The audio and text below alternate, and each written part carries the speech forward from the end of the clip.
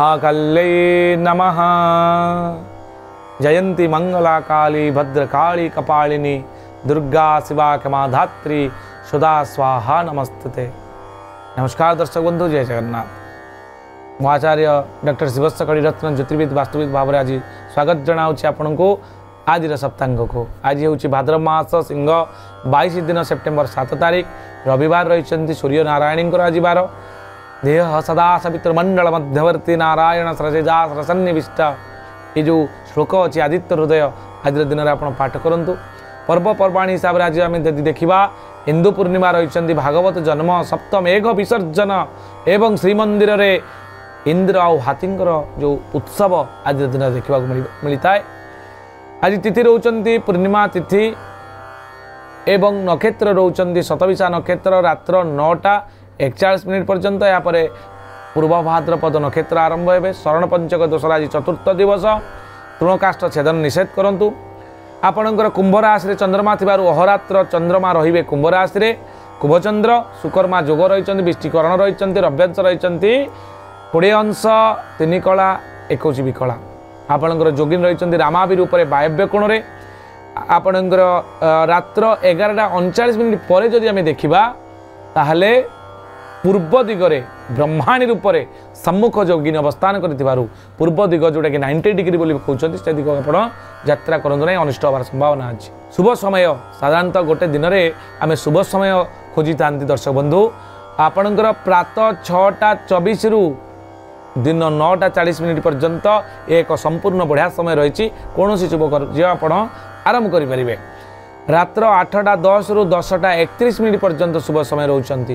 यापर रात्र 4:01 रु आपणकर शेष रात्र 5:35 पर्यंत शुभ समय रोचंती। ए समय कौन कार्य करें। चंद्रशुद्धि रोचंती केउ राशि जो व्यक्ति अच्छा से चंद्रशुद्धि रहिबो केउ मानकर रहिबो तार एक स्वतंत्र विधिबद्ध जो व्यवस्था रही। आज दिन में चंद्रशुद्धि मेष राशि व्यक्ति वृष मिथुन सिंह कन्या तुला मकर एवं कुंभ राशि जो व्यक्ति माने रहिले से चंद्रशुद्धि अच्छी। घातचंद्र रोचंती मिथुन राशि पुरुष मानकर एवं मीन राशि पुरुष और स्त्री उभयंकर मीन राशि घातचंद्र थिबारु सतर्क रहिबे। मेष राशि घातबार थिबारु मेष राशि जो व्यक्ति अच्छी आज टिके सतर्क रही आपणकर दिनचर्या को श्रृंखलित करेंगे। राहु काल रोचंती दिन 4:18 रु संध्या 5:49 पर्यंत। कालबेला और बारबेला गोटे टाइम रे भोगौचंती। दिन 10:10 रु दिन 1:13 पर्यंत। कालरात्रि भोगौचंती रात्र 1:10 रु रात्र 2:39 पर्यंत। ए समय कौन शुभ कार्य करंतु नाही। आज जेहेतु रविवार रही मद माछ मांस एवं गरिष्ठ खाद्य आज खातु ना, कारण कथार अच्छी आम शास्त्र कहे सूत्र कहे आमिषं खलुपानश्च द खाद्यति रव्यर्दिने सप्त जन्म भवेत दुखी जन्म जन्म दरिद्रता भवेत उदर रोग प्राप्नोति। तेणु रविवार आमिष खातु ना। शिशुर राशि और नक्षत्र जदि पिलाटी आपण परिवार जन्म होची ताले से शतविशा नक्षत्र कुंभ राशि 24/11 राक्षस गण हेबो एवं तार नामकरण करंतु आपण गौरे अर्षकार गु गौरे एकार गेरे नामकरण जदि आपण करिवे तापय मध्य बहुत भलो हेबो।